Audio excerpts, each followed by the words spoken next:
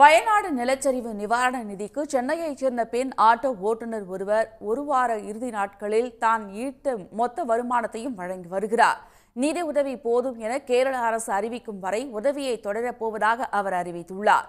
அவருடன் செய்தியாளர் கீதா நடத்திய நேர்காணலை பார்க்கலாம்.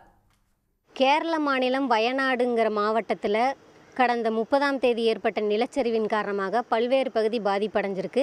இதுக்கு பல பேர் தங்களால் முடிந்த உதவிகளை செஞ்சு வராங்க.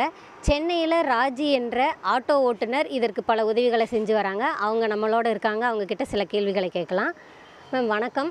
இந்த வயநாடு ஃப்ளட்டுக்கு அமௌண்ட் அனுப்புறது உங்களுக்கு எப்படி தோணுச்சு? எப்படி அனுப்புகிறீங்க? இதுக்கான நிதி எங்கேருந்து திரட்டுறீங்க? கிட்டத்தட்ட நம்ம 30ஆம் தேதியிலேருந்து அந்த நியூஸ் பார்த்துட்டே இருக்கோம்.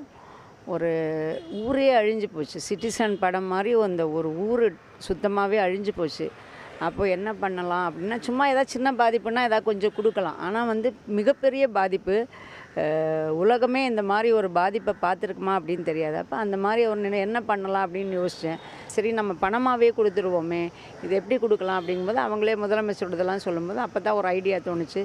சரி, வாரத்தில் 2 நாள் சண்டே அண்ட் மண்டே நம்ம ஓட்டுற பணம், நம்ம வண்டியில் கஸ்டமர் எவ்வளோ பணம் கொடுக்குறாங்களோ அவ்வளோ பணத்தையும் கஸ்டமர் டைரெக்டாக முதலமைச்சரோட நிவாரணம், எனக்கு இல்லாமல் டைரெக்டாக முதலமைச்சரோட நிவாரண நிதிக்கு கொடுக்குற மாதிரி ஒரு ஐடியா பண்ணேன். அதுக்காக சப்போஸ் ஆன்லைனில் பேமெண்ட் பண்ண முடியாதவங்களுக்கு ஒரு உண்டியலும் ரெடி பண்ணிவிட்டு அந்த மாதிரி பண்ணலான்னு சொல்லி சண்டே டிசைட் பண்ணேன். வெனஸ்டே ஸ்டார்ட் பண்ணோம். வெனஸ்டே பாலா சாரே ஒரு 5000 போட்டார்.